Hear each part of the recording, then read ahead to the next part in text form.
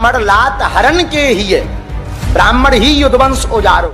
ये हम इसलिए नहीं कह रहे क्योंकि हम ब्राह्मण हैं, नहीं, ये शास्त्र कह रहे, वेद कह रहे। न तो भोजन में कमी हो, न लिफाफे में कमी हो, और फिर देखो महाराज ब्राह्मणों के आशीर्वाद, दूधो नहाओ पूतो फलो।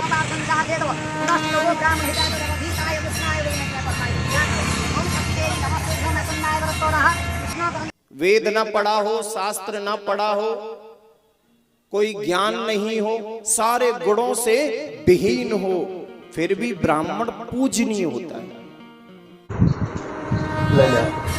हाथ धो।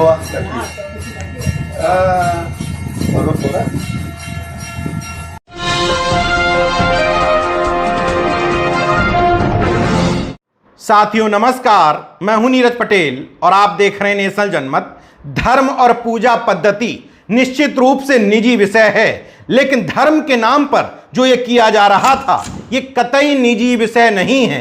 ये एक तरीके का अपराध है जिसमें एक जाति वर्चस्व के लिए अपने ही धर्म के अन्य जाति के लोगों को प्रताड़ित किया जाता है, नीचा दिखाया जाता है, नीच साबित करने की कोशिश की जाती है। हालांकि इन अपराधों को शास्त्रों का सहारा लेकर के परंपरा और संस्कृति बना दिया गया है। शायद इसी वजह से जागरूकता बढ़ने के साथ ही साथ लोग इस धर्म को हिंदू धर्म कहने की बजाय ब्राह्मण धर्म कहने लगे हैं। लोगों का तर्क यह है कि जन्म से लेकर मरण तक एक जाति विशेष के लोगों को फैसिलिटेट करने के लिए, मतलब सुविधा उपलब्ध कराने के लिए इस धर्म में एक एक बात लिखी गई है। अगर मेरी बात गलत है तो जरा अंकुश महाराज को सुनिए, जो बता रहे हैं कि ब्राह्मण का अगर आपने अपमान कर दिया तो वो आपसे लड़ेगा नहीं, बल्कि आपको ऐसी जगह फंसा देगा कि आपके पुरखे भी सुलझ नहीं पाएंगे। ब्राह्मण का अगर आपने अपमान कर दिया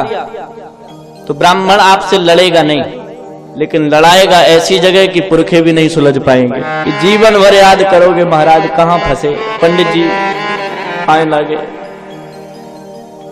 तभी तो पंडित जी मिले तो तुरंत उनको प्रणाम करते हम लोग ना। चलिए, कथावाचक यानी कि ईश्वर और उनके भक्तों के बीच के बिचौलिए किस तरीके से जाति वर्चस्व की पुनर्स्थापना के लिए एक जाति को ईश्वर से ऊपर यानी कि बता रहे हैं कि ब्राह्मण से परमेश्वर हारो।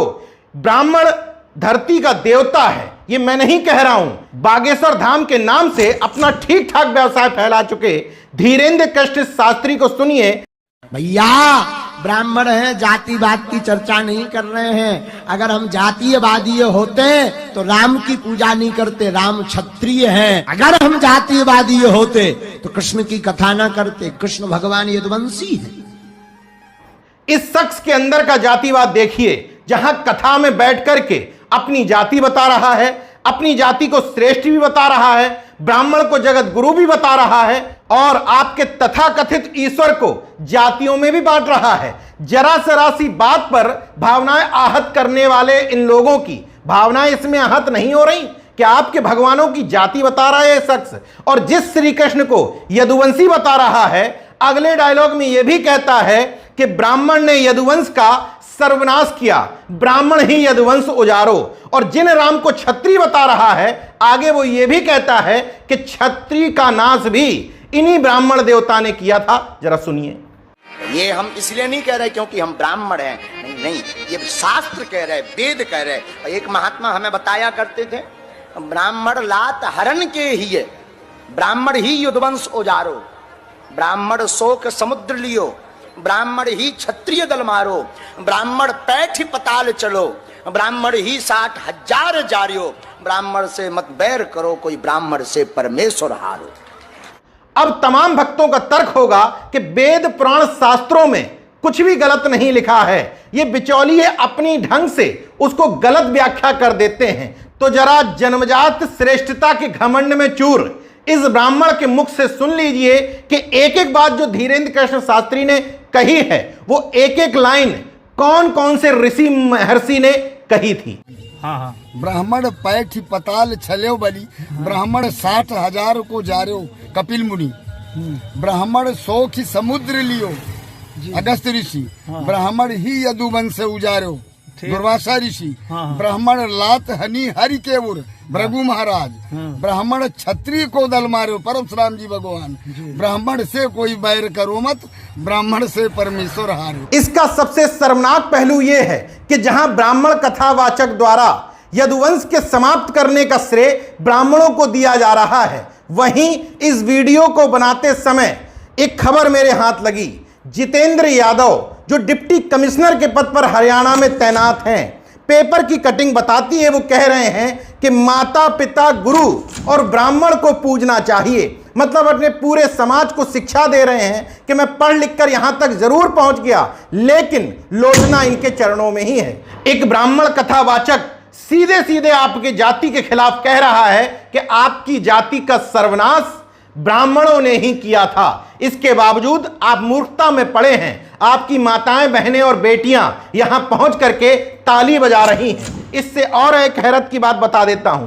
देवकी नंदन ठाकुर महाराज, कहीं ठाकुर शब्द से आप गलतफहमी ना पाल लें, तो देवकी नंदन अपने कथावाचन में ही बता रहा है कि मैं ब्राह्मण हूं, और ब्राह्मणों को किस तरीके से श्रेष्ठ बताते हुए यह भी कह रहा है कि ब्राह्मणों को लिफाफा दे दो, अच्छा भोजन करा दो, तो वो आशीर्वाद दे देते हैं। बोले जब जजमान जबरदस्त प्यारा सा श्रद्धा के साथ भोजन बनाते हैं, तस्मई खिलाते हैं, मालपुआ खिलाते हैं, जो भी अच्छा अच्छा खिलाते हैं, और जब फिर उसके बाद में दक्षिणा दे देते हैं, और दक्षिणा देकर जब जजमान चरणों में प्रणाम करते हैं, तब ब्राह्मण कहते हैं आहा जजमान आज तो आनंद आ गया।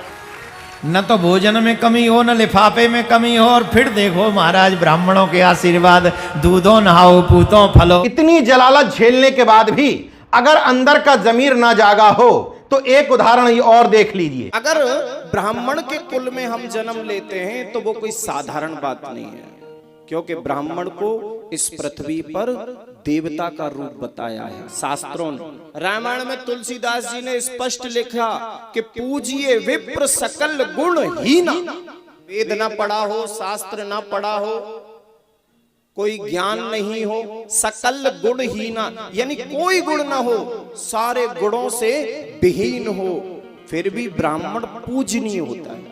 अब भगवान ने जो लिखा उसको भी हम ना माने तो ये तो अज्ञानता हो गई ना। शूद्र चाहे कितना भी वेदों का ज्ञाता क्यों ना हो, शास्त्रों का ज्ञाता क्यों ना हो, शूद्र कभी पूजनीय नहीं हो सकता। अगर मामला धंधे का नहीं है तो वो लोग जो कहते हैं कि शास्त्रों वेदों का अध्ययन करने वाले को पंडित कहा जा सकता है, तो फिर यामिनी साहू जैसी कथावाचिका को छत्तीसगढ़ में क्यों विरोध का सामना करना पड़ा? क्यों ब्राह्मण समाज के लड़कों ने उनको फोन करके कहा कि तुम शूद्र हो, कथा वाचन नहीं कर सकती हो? मामला धंधे का ही है कि अगर हमारे धंधे में ही पिछड़े और दलित वर्ग के लोग आ गए तो फिर हमारी रोजी रोटी का संकट खड़ा हो जाएगा। इसीलिए बेचैन कथावाचक कथा में आई हुई महिलाओं को समझाने की कोशिश कर रहे हैं कि ब्राह्मणों से ही सब कुछ कर्मकांड करवाओ, तभी तुम्हारा भला होगा। एक बात बताओ, ब्राह्मण अगर कर्मकांड करना बंद कर दें तो तुम्हारे घरों में क्या होगा? ब्राह्मणों के मुख से मंत्र, ब्राह्मणों के द्वारा किया हुआ अनुष्ठान ही आपको सच्चा फल देता है। यहां मैं एक बात स्पष्ट कर देता हूं, मैं किसी भी तरह के धर्म में विश्वास नहीं करता, लेकिन संवैधानिक व्यक्ति हूं, इसलिए संविधान इजाजत देता है कि देश का कोई भी नागरिक कोई भी पूजा पद्धति, कोई भी धर्म अपना सकता है। लेकिन मैं ये मानता हूं कि वो अपना अपना निजी विषय है। जब आप उसको संगठित करते हैं, राजनीति के साथ घालमेल करते हैं, तो वो दूसरे के लिए नुकसानदेह हो जाता है। और उस धर्म का बेजा इस्तेमाल करके जब एक जाति वर्चस्व की पुनर्स्थापना के लिए जन्मजात श्रेष्ठता को स्थापित करते हैं, नेशनल जनमत जन्मजात श्रेष्ठता की बजाय अर्जित की हुई श्रेष्ठता में, मतलब जन्म लेने के बाद अपने अच्छे कर्मों के द्वारा, पढ़ाई लिखाई के द्वारा, मेहनत मजदूरी के द्वारा जो व्यक्तित्व अर्जित किया जाता है, मैं उसी श्रेष्ठता का हिमायती हूं। मगर ये धूर्त, पाखंडी, अंधविश्वासी कथावाचक जनता को बैठाल करके एक जाति विशेष का वर्चस्व उनके ऊपर थोप रहे हैं।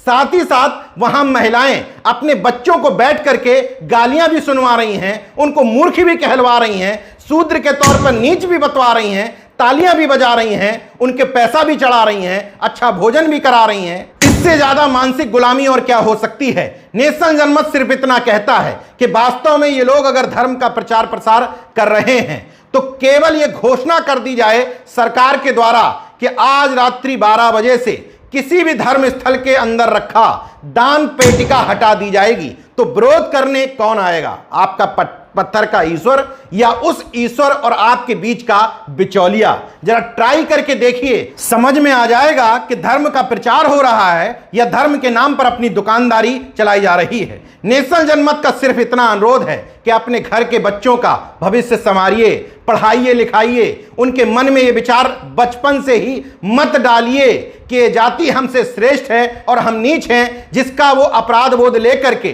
पूरे जीवन भर उस कुंठा से मुक्त हो ही ना सके। देखते रहिए नेशनल जनमत, जागरूक और सजग बने रहिए। जय विज्ञान, जय संविधान, जय लोकतंत्र। धन्यवाद।